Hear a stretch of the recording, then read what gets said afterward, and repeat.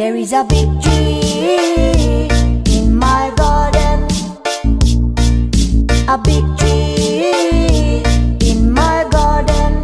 Stand-Up Patrol est un groupe breton formé en 2000 avec Rooty Step, Mike Gaver et Pupa Jim qui est le chanteur, compositeur et MC de la bande. Je suppose que tu veux savoir ce qu'est MC? Exactement. Et bien d'après notre ami Wikipédia, MC veut dire Master of Ceremony, c'est-à-dire maître de cérémonie, et est né avec le rap dans les années 70. Le MC avait pour rôle de faire danser le public et de les motiver à entrer dans le move. Ouh, comment tu te la pètes? Pas du tout, le lapin c'est gentil. Quoi? Une référence de Kaamelott, c'est pas grave. Pour revenir à Stand-Up Patrol, c'est tout simplement un groupe de potes. Mike Gaver et Rooty Step se connaissent depuis le lycée. C'est seulement un peu plus tard, par des connaissances, qu'ils rencontrent Pupa Jim. Ils décident donc de créer leur sound system en 2000. Il faut savoir que Rooty Step et Mike Gaver avaient déjà débuté dans la musique en France comme en Angleterre. Stand-Up Patrol, dans leur début, utilisent des vinyles et commencent leur première date dans des bars à Rennes. C'est ainsi qu'ils sortent leur premier dubplate. Ouais.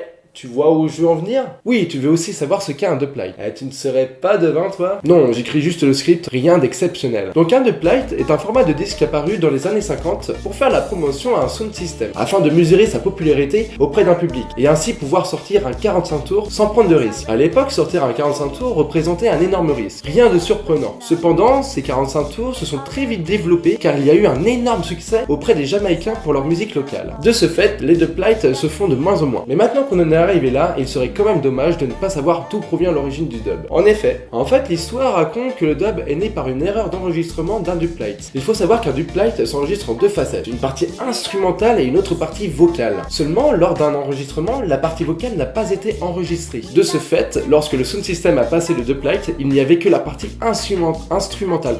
Et, à leur grand étonnement, le public aurait apprécié le son. C'est alors que le dub est né et de grands artistes comme Lee Perry ou King Tubby, reconnus aujourd'hui comme étant les initiateurs dans le dub, l'ont développé et expérimenté en ajoutant d'autres effets sonores. Comme quoi, les erreurs sont les portes de la découverte. Merci à toi, James Joris. Bref, Stand-Up Patrol se définit comme ayant un son dub novateur, entre autres avec leur style qu'ils surnomment dub à dub. Wicked, wicked, wicked, wicked, wicked, wicked, wicked, wicked, wicked, wicked.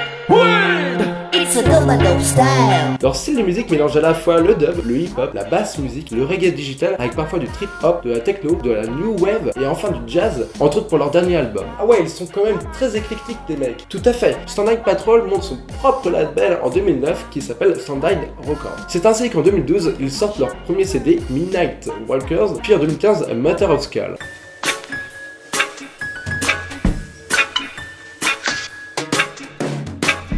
Le dernier CD, A Matter of Skull, a été influencé par Pupa Jim car il s'est intéressé justement au jazz. Et avec la participation de Mary à la trompette, on ressent très bien ce genre musical. Le groupe explique par ailleurs que le second CD a mis 1 an et demi avant de voir le jour car ils voulaient avoir un CD qui raconte une histoire, une émotion. Ils essaient d'exprimer le déroulement de leur semaine en prenant en compte leur routine quotidienne, mais aussi leurs galères et la préparation de leurs concerts dans le week-end. Ils ont cherché à faire une suite en quelque sorte un fil conducteur dans l'enchaînement de leur musique, mais que chacun peut interpréter ce CD à sa manière. Stand-Up Patrol est donc un groupe très complet et très abordable à la fois. Ils aiment avoir cette notion de liberté dans leur création, ce côté ouvert d'esprit. Ils ont pu jouer dans de nombreux festivals comme Dubcamp, Solidays, Garo Rock et plein d'autres encore. Ce n'est donc pas rare de les croiser en festival, mais vous pouvez être certain que vous ne reverrez jamais le même concert. Bon, t'en as fini avec Stand-Up Patrol? Oui, c'est bon, j'en ai fini avec Stand-Up Patrol, on peut passer au deuxième groupe.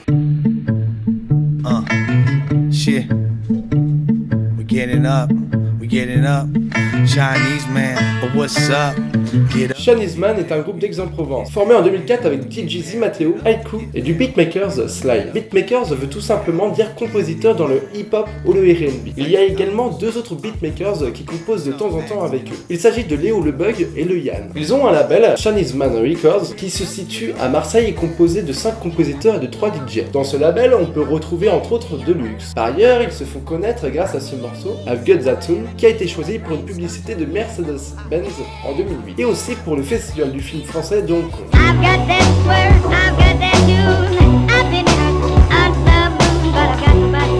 Oh, to hear my song, I'm into myself. Ils sont aussi connus pour cette fameuse chanson, le pudding à l'arsenic, dont le dessin animé d'Astérix et Obélix Mission Cléopâtre que vous connaissez tous. Du moins je l'espère. Ouais, autrement vous avez raté votre enfance. Leur style musical prend ses origines dans le rap, le funk, le dub, le reggae ou encore le jazz. Chinese Man ont plusieurs EP. Eh oh!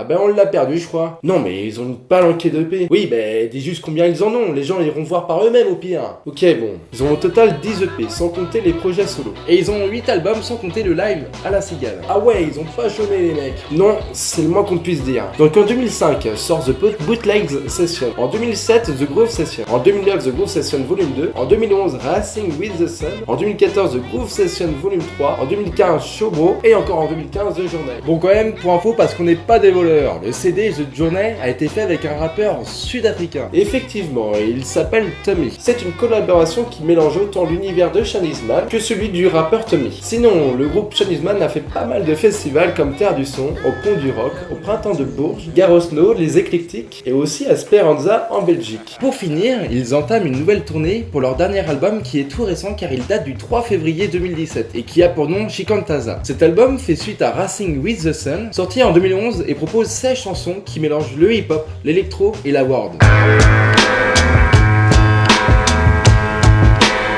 Today,